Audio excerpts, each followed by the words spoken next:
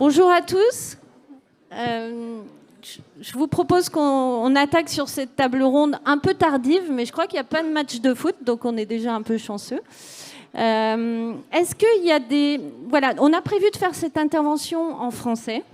Il n'y a pas de traduction simultanée. Néanmoins, n'hésitez pas si vous avez des questions à les poser en français ou en anglais.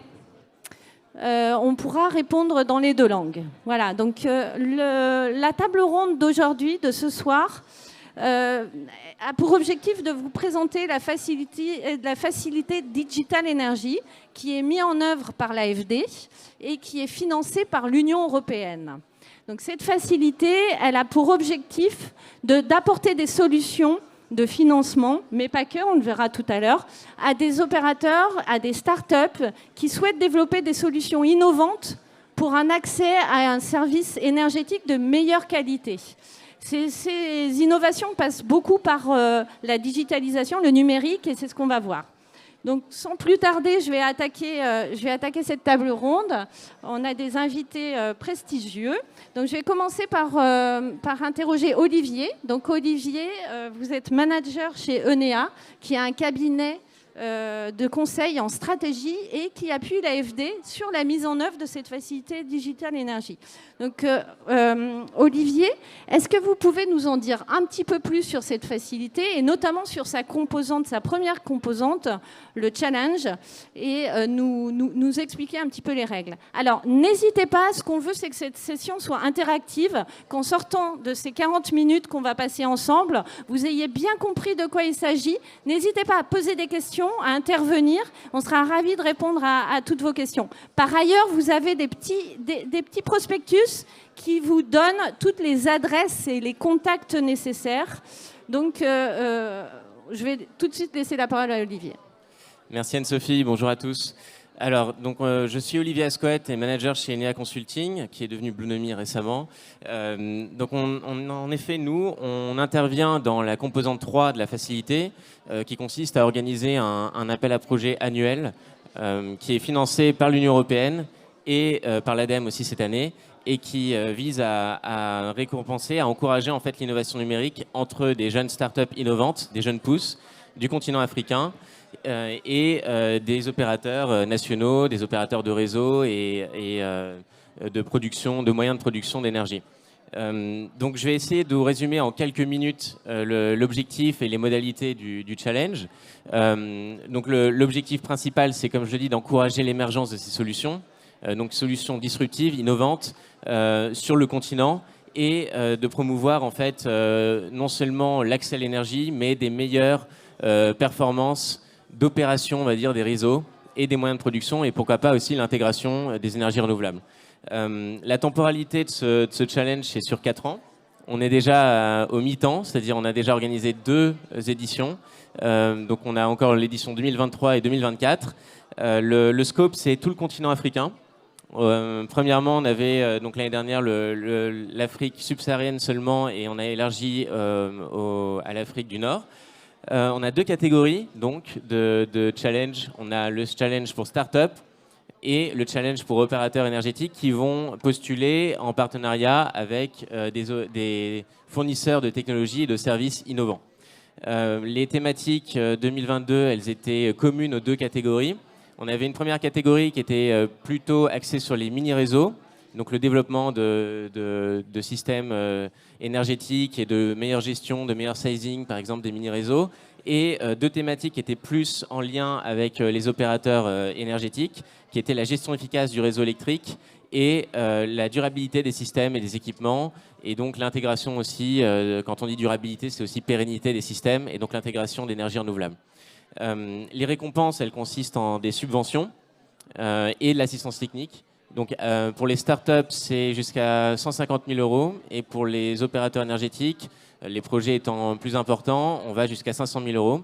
Et il y a aussi quelque chose qui est non négligeable, c'est la meilleure visibilité des projets qui est permise grâce au réseau AFD, grâce à des événements tels que l'Emerging Valley. Je pense que les lauréats de l'année dernière qui sont parmi nous et de cette année, qui ont pu bénéficier de ce sommet, ne contrediront pas. Si je peux rapidement revenir sur les chiffres clés du challenge. Donc en 2021, on a 8 projets qui ont été récompensés sur plus de 200 candidatures et 34 pays, je crois, qui étaient représentés. Cette année, ce sont 39 pays qui ont postulé, enfin des projets venant de 39 pays, un peu plus de 125 dossiers reçus et 10 projets qui finalement ont été récompensés. Et donc on a dévoilé la liste de ces projets lauréats ce matin et on a quelques-uns de ces lauréats qui sont là parmi nous. Donc merci.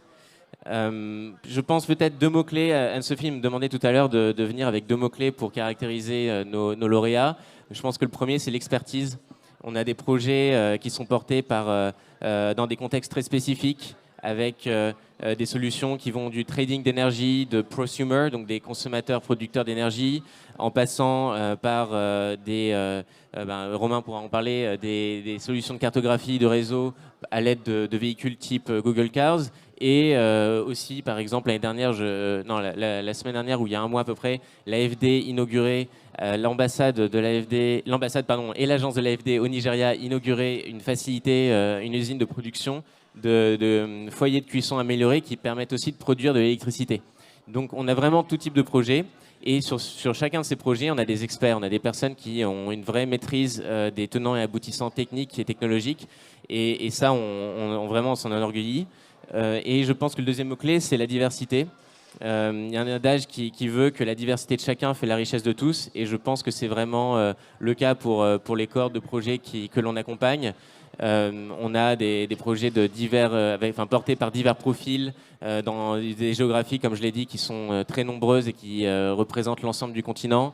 Voilà, je pense que les cohortes de projets lauréats parlent d'elles-mêmes. Quand on les rencontre, on voit à quel point on est riche de cette diversité.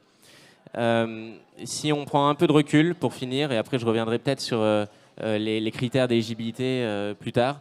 Si on prend un peu de recul sur la réussite du projet à ce stade, on a des partenariats intrinsèques qui se sont développés dans les projets. On a des partenariats et des synergies entre les projets et d'autres initiatives du groupe AFD, des groupes tels que l'ADEME aussi.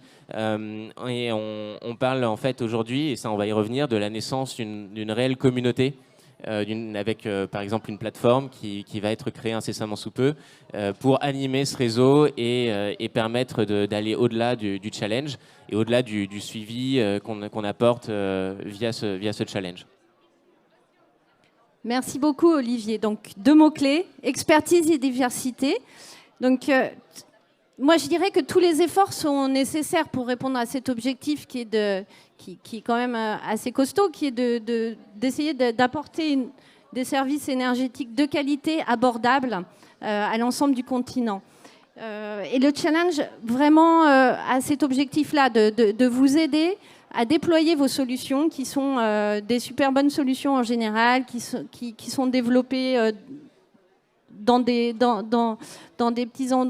petits lieux de façon confidentielle. Et donc, ce qu'on aimerait, c'est mettre en lumière ces projets, cette innovation, ce dynamisme et toute cette énergie. Peut-être pour un petit peu illustrer ce que Olivier vient de nous dire, la meilleure façon de le faire, c'est de faire parler les lauréats 2021, le premier challenge qui a eu lieu pendant l'année 2021. Je voudrais commencer par donner la parole à Eli. Donc Eli est CEO de Smarterize. Donc Eli est un entrepreneur au Nigeria depuis de nombreuses années, un ancien banquier d'affaires londonien. Donc le passage, peut-être Eli nous expliquera un petit peu la transition. Et Eli travaille aujourd'hui dans une société qui développe, il va nous l'expliquer beaucoup mieux que moi je ne le fais, des solutions pour réduire les pertes dans un pays où le niveau de perte est un enjeu national, une problématique, un problème à résoudre vraiment significatif. Et il travaille avec un distributeur d'électricité, donc vraiment les lignes qui arrivent jusque chez vous, à Lagos. Donc Eli, peut-être pour nous présenter un petit peu votre société, quel était ce problème qu'il fallait résoudre et qu'est-ce que vous a apporté Digital Energy pour vous aider à résoudre ce problème? Merci beaucoup, Sophie. Effectivement, le passage fut assez contrasté entre la banque à Londres et une mission beaucoup plus passionnante au Nigeria. Donc, en fait, ça fait maintenant 10 ans que je suis au Nigeria. Et en Europe, pour vous donner un peu de contexte, l'électricité est invisible. C'est-à-dire qu'on a 24 heures d'électricité et le grid électrique, cette énorme infrastructure, fonctionne parfaitement. La qualité de l'électricité est parfaite et tous les aspects de la vie moderne, en fait, en dépendent. Que ce soit les systèmes de santé avec les hôpitaux, les écoles, et d'ailleurs même les immeubles les plus modernes comme celui dans lequel on est. Et donc, à l'inverse, dans d'autres pays d'Afrique, au Nigeria par exemple, qui est la plus grosse économie d'Afrique avec la plus grosse population, donc 200 millions d'habitants, l'électricité est très visible. On a des interruptions multiples, journalières. Les entreprises et les foyers doivent déployer un effort énorme pour pouvoir opérer leur énergie avec des groupes électrogènes, avec des interruptions de courant, de la mauvaise qualité de l'électricité qui détruisent leurs équipements de consommation. Et enfin, ensuite, il y a bien entendu l'aspect coût très élevé. Tout ça a un coût très élevé et bien sûr aux frais de l'environnement. Et donc la solution que Smarterize a proposée historiquement, ce qu'on fait, c'est d'aider les entreprises, donc les consommateurs du réseau électrique, à utiliser plus efficacement leur électricité et leurs ressources disponibles en appliquant l'adage, en fait, en mettant en pratique l'adage, pardon, ce qui est mesuré peut être mieux géré. Et donc on utilise la donnée et le Internet of Things pour déployer notre solution. Le projet qu'on a porté avec l'AFD nous a permis d'amplifier notre impact. Et donc, en fait, l'idée était de fournir cette solution au réseau opérateur local, un réseau à Lagos, qui distribue l'électricité pour des millions de foyers et des milliers d'entreprises. Et donc, leur problème, c'est qu'ils ont des pertes techniques et opérationnelles, techniques financières opérationnelles très importantes, qui se chiffrent en dizaines de millions de dollars par an, ce qui les empêche d'investir et c'est principalement dû au fait qu'ils ont peu de visibilité sur ce qui se passe dans le réseau. Donc on a mis en place un projet de monitoring pour permettre d'optimiser les opérations du réseau. Et notre retour d'expérience sur notre retour d'expérience sur le pilote avec ce projet, avec le support de l'AFD, c'est que ça nous a vraiment permis d'abord, je vais donner 4 points. Le premier, c'est que ça nous a permis d'apporter de la crédibilité et ça a donné un gros boost à notre équipe. Le deuxième, c'est que ça nous a permis de faire face, en tant qu'entreprise relativement jeune et petite, à une grosse bureaucratie et de déployer les ressources humaines et techniques nécessaires pour ce faire. Le troisième point, c'est qu'on a pu aussi, rien ne se passe comme prévu, donc on a pu aussi itérer et améliorer notre solution technique sur le terrain au fur et à mesure du déploiement de notre solution. On a énormément planifié en amont, mais il y a eu toujours des rebondissements. Je pourrais donner beaucoup d'exemples. Les équipements qui arrivent en retard à la douane, les problèmes de connectivité entre nos équipements et la collecte des données via Internet, etc., etc. Mais malgré tout, on a eu le support nécessaire en fait, pour arriver à bon port et atteindre les objectifs nécessaires. Et enfin, le dernier point que je voulais mentionner, c'est que nous, on veut vraiment avoir un impact à l'échelle. Et on a pu utiliser une plateforme digitale qu'on a développée avec les ressources du financement du Digital Energy Challenge pour l'appliquer aussi à nos clients existants, qui sont des entreprises et des usines, qui ont très bientôt aussi un accès à un portail digital pour faire utiliser au mieux leur énergie. Donc, si j'ai un conseil à donner pour conclure à tous les postulants du Digital Energy Challenge de l'année 2023, qui souhaitent apporter des solutions localisées aux problèmes électriques, aux problèmes d'efficacité énergétique aussi, c'est que l'AFD peut être un très bon catalyseur. Ce challenge peut être un très bon catalyseur. Et pour nous, ça nous rend plus audacieux pour porter l'innovation nécessaire à notre mission de rendre le grid invisible. Merci. Merci beaucoup, Élie. Avant de passer la parole à Romain, peut-être une question. Effectivement, vous parlez de... Enfin, on mesure, je pense qu'on mesure tous l'effort de vouloir apporter une réponse au blackout dans une ville comme Lagos, qui est une ville monstrueusement grande, je dirais, extraterrestre. Vous avez travaillé avec une société de distribution à Lagos. Vous parlez de crédibilité. Est-ce qu'aujourd'hui, vous sentez que... avec d'autres interlocuteurs, d'autres sociétés de distribution, puisqu'il y en a plusieurs au Nigeria, hein, est-ce que vous sentez que ça facilite vos échanges avec un peu plus d'épaisseur? Vous sentez cette crédibilité déjà et quel est votre prochain objectif, même si déjà celui-ci est vraiment très ambitieux? Alors, bien sûr, ça nous a apporté la crédibilité à deux niveaux. Tout d'abord, au niveau des opérateurs du grid, on a commencé à aborder des entretiens commerciaux avec d'autres opérateurs dans le pays et aussi dans d'autres pays d'Afrique. D'ailleurs, comme vous le savez, on avait été en contact pour ça, qui ont des problèmes similaires.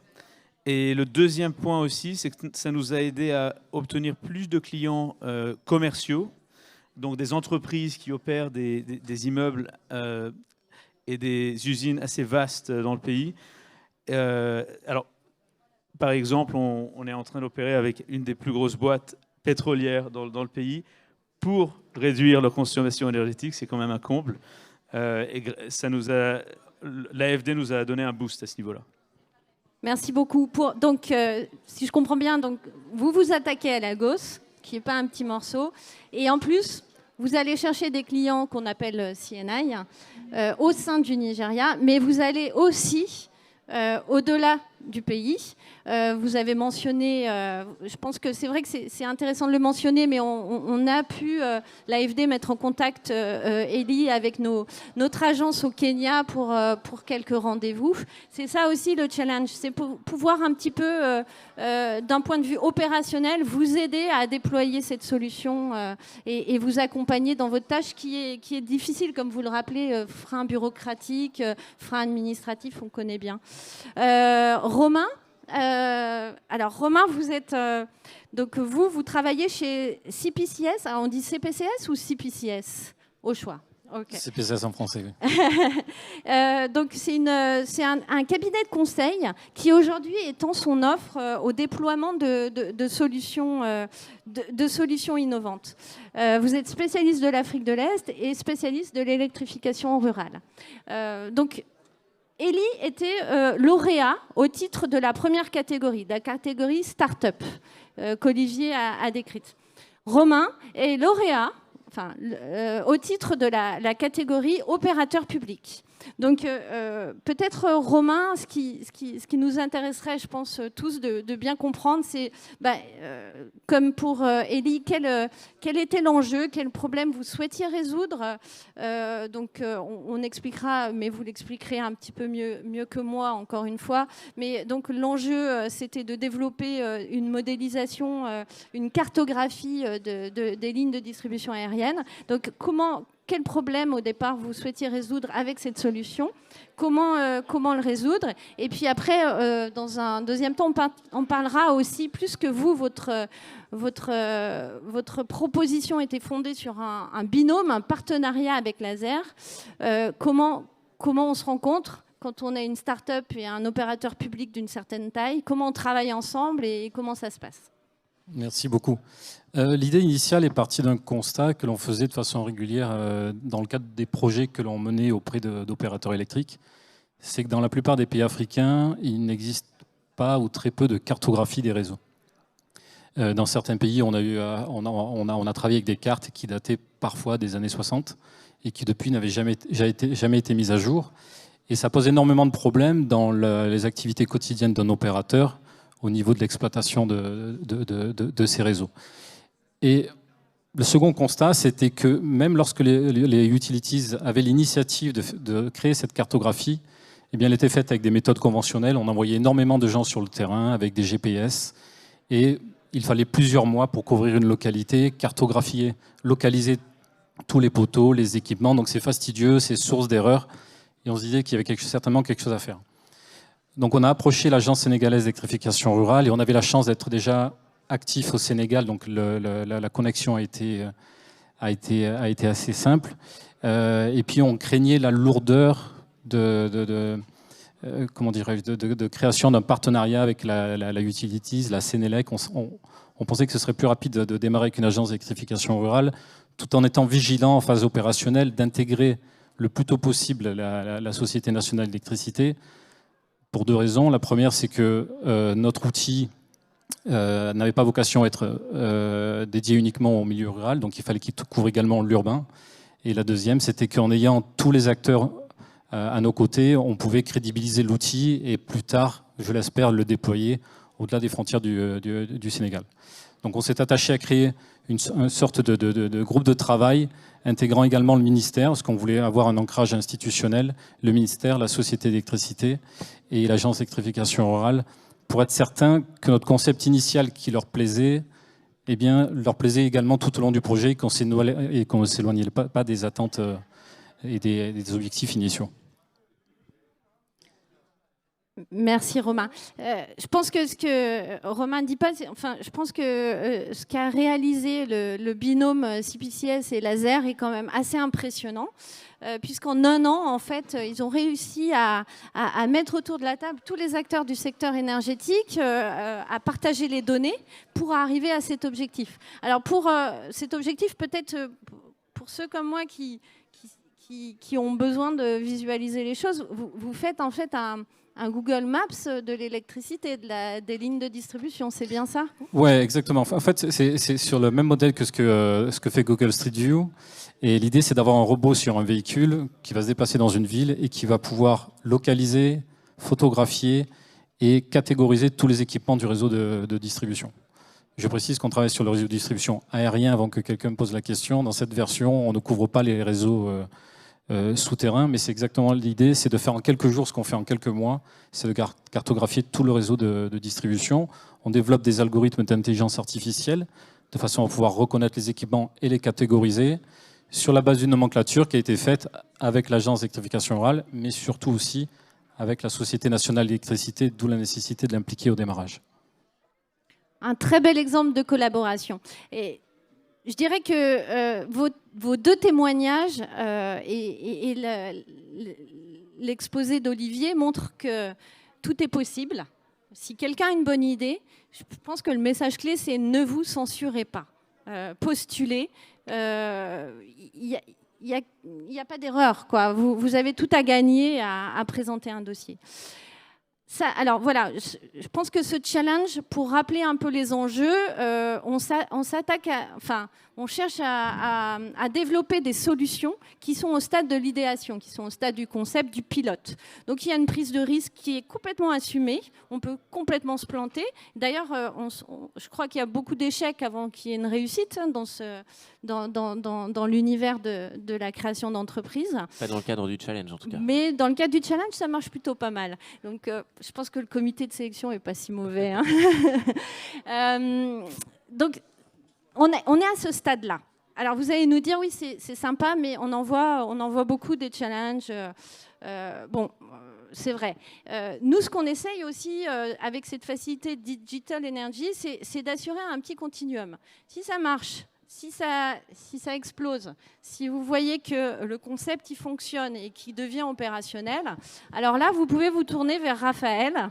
Raphaël, peut-être pour vous présenter rapidement, vous êtes directeur d'investissement depuis 2016 chez Investisseurs et Partenaires.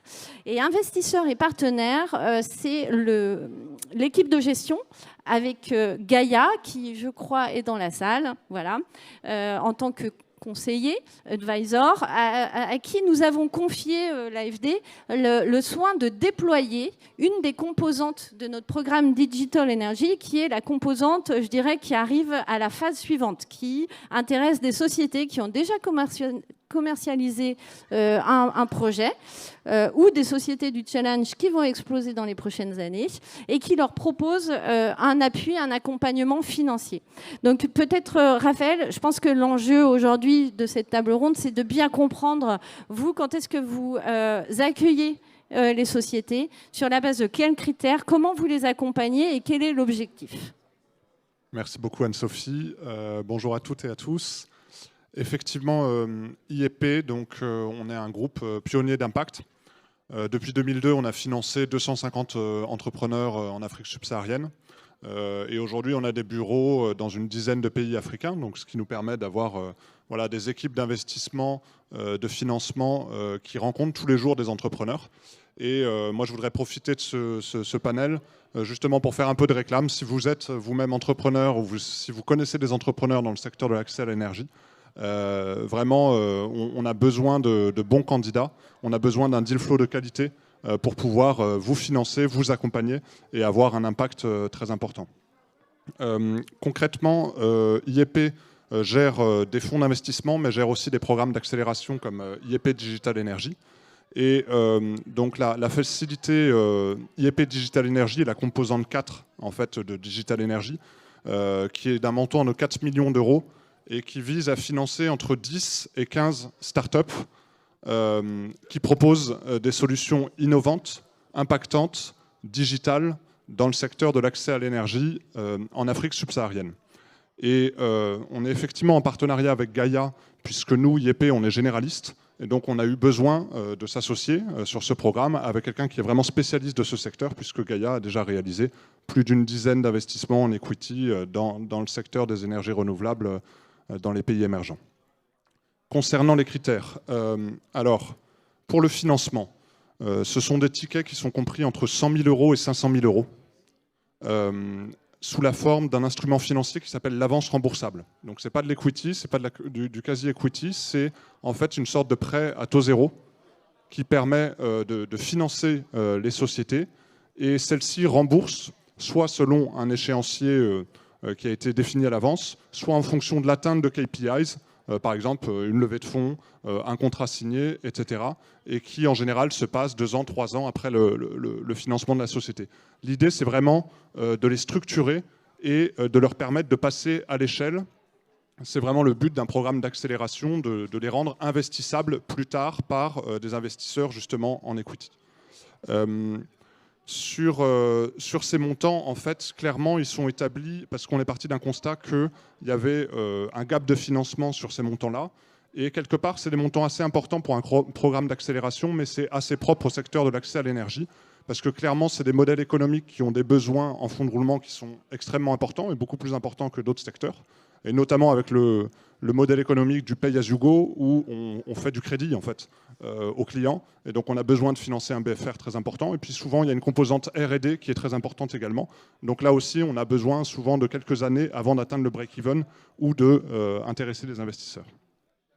Sur l'accompagnement, comme je vous le disais, on a des équipes dans une dizaine de pays. Donc ce qui fait aussi notre force, c'est en fait ces équipes qui reçoivent au jour le jour des dizaines d'entrepreneurs et donc qui ont déjà financé plein de sociétés différentes et qui ont cette expertise assez locale en fait et qui peuvent faire des checks de réputation sur l'entrepreneur, qui peuvent discuter avec les clients, les concurrents, etc.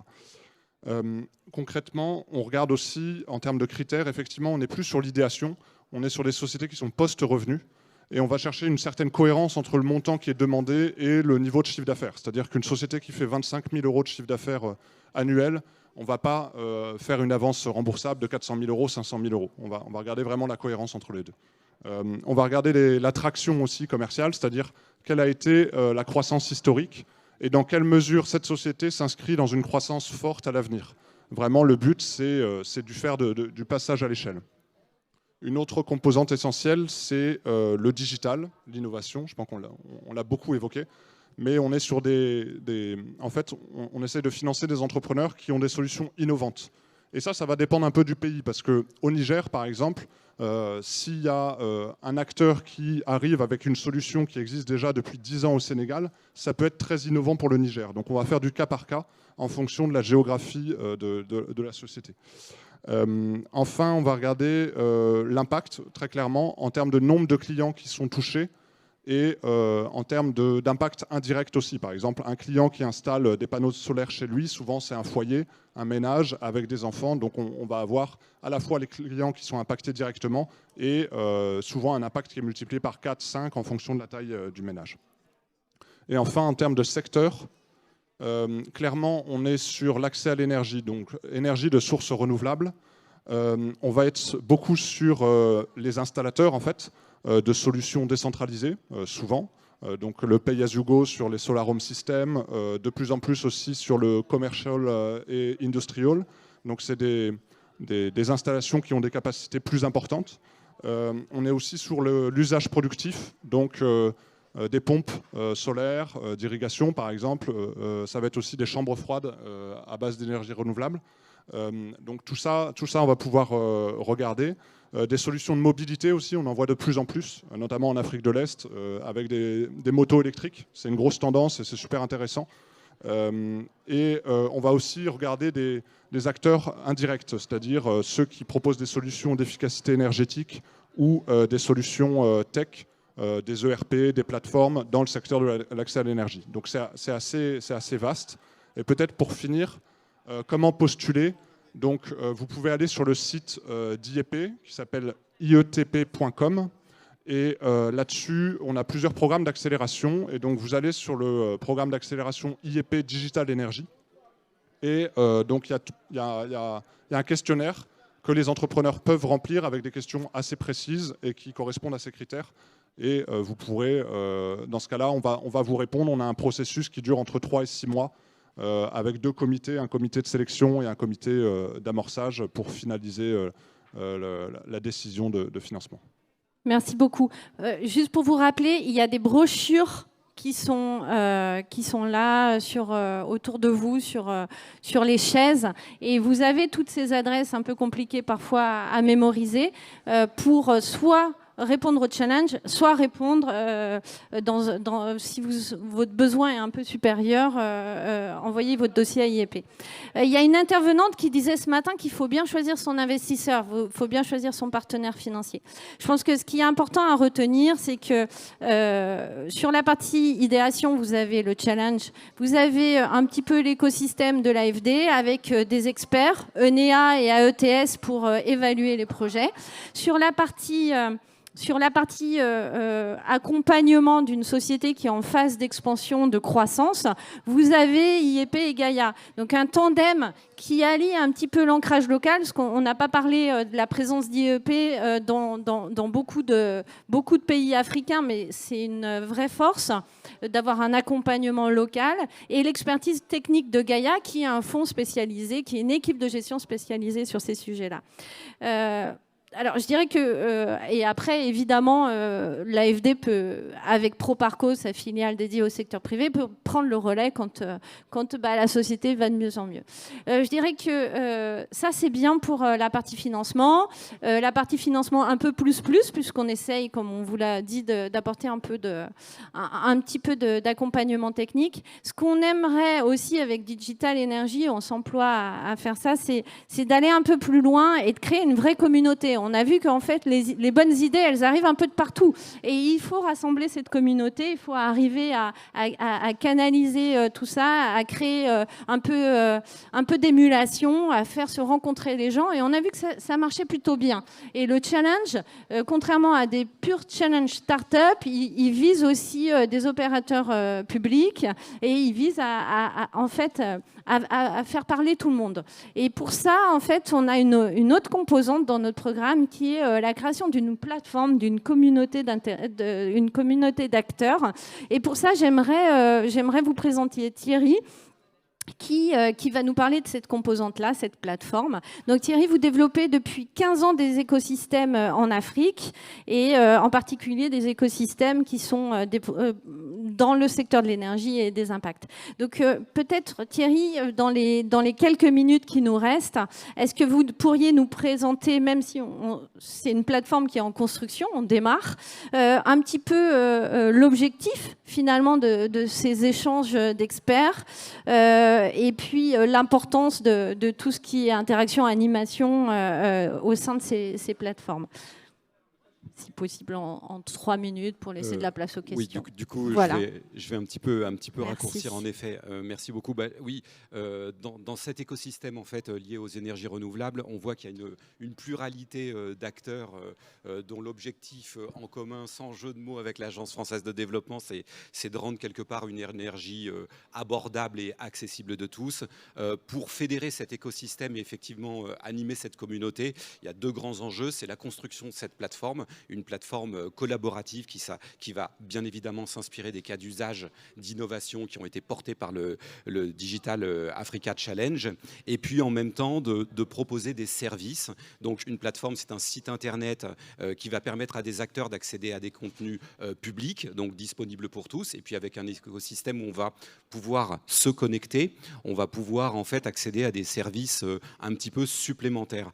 L'objectif, c'est d'avoir vraiment à la fois ce site internet qui va fédérer de nombreux acteurs et en même temps de l'animer avec un nombre conséquent d'événements et de services qui vont être proposés au sein de cette plateforme. C'est-à-dire de permettre aux acteurs, qu'ils soient énergéticiens, fournisseurs de solutions dans l'innovation, dans les énergies renouvelables en Afrique, mais en même temps vis-à-vis des startups, des espaces où on va pouvoir être redirigé vers les sources de financement, le mentorat, l'accompagnement, la mise en relation et puis toutes les documentations qui sont autour de tous ces sujets. Ça, c'est quelque chose qui est très important. Il y aura véritablement 3 grands axes en termes de services. C'est acquérir des connaissances. Donc là, on va proposer tout un panorama des startups. L'objectif, c'est qu'on puisse se connecter et avec l'usage de filtres par thématique ou zone géographique ou domaine d'intervention dans les énergies renouvelables, voir concrètement qui fait quoi, qui intervient dans quel pays, quelle action il mène, depuis quand, et du coup, quelles compétences et quelle expertise il peut mettre à disposition pour pouvoir peut-être se regrouper entre start-up, entre fournisseurs et coopérer et ne pas réinventer systématiquement la roue, voire se développer peut-être à l'international. La possibilité aussi, bien évidemment, de télécharger des fiches de bonnes pratiques, des fiches de projets, des cas d'usage d'innovation de ces porteurs de projets. Ensuite, le deuxième service, ça va être véritablement renforcer les compétences. Et là, on va proposer des formations en ligne ou des formations tutorées via cette plateforme. L'organisation de bootcamps et de séminaires. Donc, via cette plateforme, on aura des informations sur un agenda. On pourra se connecter et s'inscrire à ces agendas. Donc, encore une fois, un service qui va être réellement humanisé au sein de la plateforme, se rencontrer physiquement, ça reste quelque chose de très important. Ensuite, le troisième service qui est très important, c'est développer son projet, donc être accompagné sur le montage de ce projet, peut-être accompagné aussi par un mentor ou un parrain, et puis pouvoir déposer un projet en ligne pour bénéficier du financement. Ça, c'est un axe très important. Et bien évidemment, au sein de cette plateforme, faire de la mise en relation, du conseil sur mesure, du mentorat, pouvoir peut-être permettre de pitcher les cas d'usage d'innovation portés par les startups, et puis des échanges collaboratifs en ligne qui peuvent se continuer éventuellement en ligne avec peut-être la possibilité de développer un forum. Dans ce cadre et dans le cadre de l'innovation, de l'animation de cet écosystème, dès demain, on va rencontrer les lauréats justement au campus AFD et commencer des ateliers de partage collaboratif pour vraiment s'inspirer des bonnes pratiques, de leurs expériences et pouvoir mettre le focus sur tel ou tel service au sein de cette plateforme. Super, merci. Donc on passe à l'action dès demain. Dès demain. Merci beaucoup Thierry, merci à tous. Donc peut-être en quelques mots de conclusion, vous avez un continuum de financement qui part du challenge, qui passe par IEP et qui va jusqu'à Proparco et par le groupe AFD pour les opérateurs publics.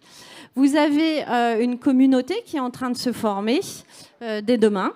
Et qui va avoir vocation à créer une vraie dynamique. Donc je dirais simplement, ne laissez pas votre chance passer d'être le lauréat 2023. Venez nous voir. c'est peut-être vous qui serez qui recevrez un prix l'année prochaine, qui serez sur l'estrade. Donc, vous avez identifié tout le monde. N'hésitez pas à venir nous voir, à nous parler. On est là pour ça. On est là pour vous aider et construire ensemble un beau projet commun. Donc, merci à tous et à très bientôt.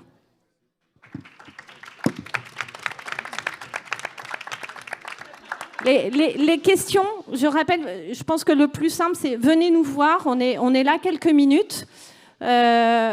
Échangez avec nous si vous avez besoin d'informations pratiques, de témoignages. Vous avez des interlocuteurs qui sont identifiés, mais surtout, ne vous censurez pas. Et juste un petit mot aussi pour dire que Kenea est accompagné par AETS. On a Georges et Jérôme dans la salle qui peuvent répondre à des questions également. Et voilà, je pense qu'on vous a distribué les fiches contacts d'IEP et du challenge, l'adresse directement du challenge. Donc n'hésitez pas à nous écrire directement pour faire partie de la liste de diffusion et voilà, ne pas manquer les informations sur les prochaines échéances.